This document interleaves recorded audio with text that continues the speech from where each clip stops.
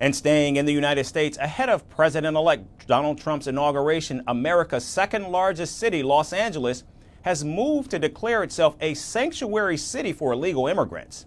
The city council has unanimously passed an ordinance that will ban the use of local resources, including city officials and property, to detain someone as part of a federal immigration enforcement effort. It will also ban data sharing between city officials and federal agencies. Given the re-election of Donald Trump and the consistent hate speech towards undocumented people and mixed status families, I can't think of a more pressing issue than this one today. Sanctuary cities are not just a legal framework, but they represent a moral commitment to upholding human dignity, protecting families, and ensuring that everyone, regardless of their immigrating status, can live without fear.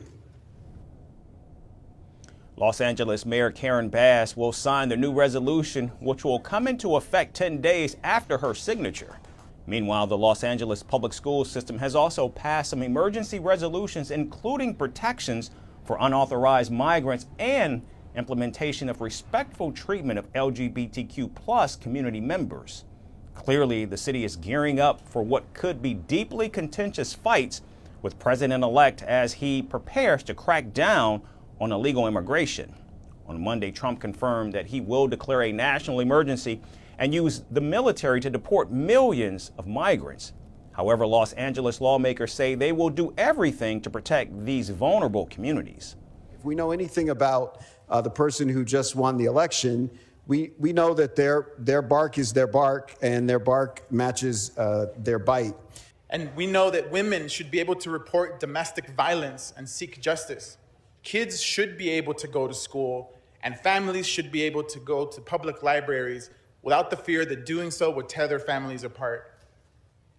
So by passing this law today, we are making sure that we are keeping our friends, family, neighbors, and coworkers safe.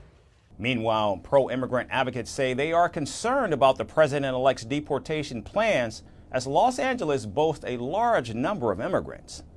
We are extremely concerned, given that this is a city where about a third of the population is immigrants. We are all extremely concerned, worried, panicked, afraid that the National Guard or other people are going to be forced to execute Trump's mass deportation plans. But we're also organized. We've been through this before.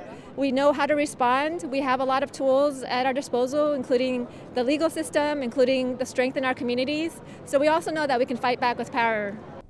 The Republican Party has stated that perpetrators should not be protected by the hard-earned money of taxpayers. The so-called sanctuary cities and states sound warm and fuzzy, but the protections they offer aren't for as well as getting ice cream. They're for people who've entered the country illegally and committed additional crimes.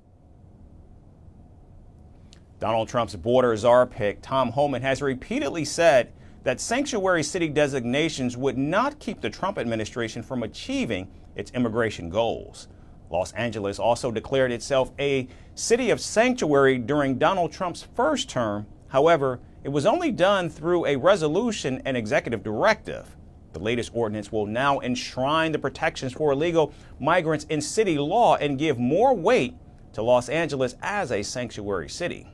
Other American cities such as Chicago, San Francisco, and New York also have their own sanctuary city laws aimed at protecting undocumented migrants.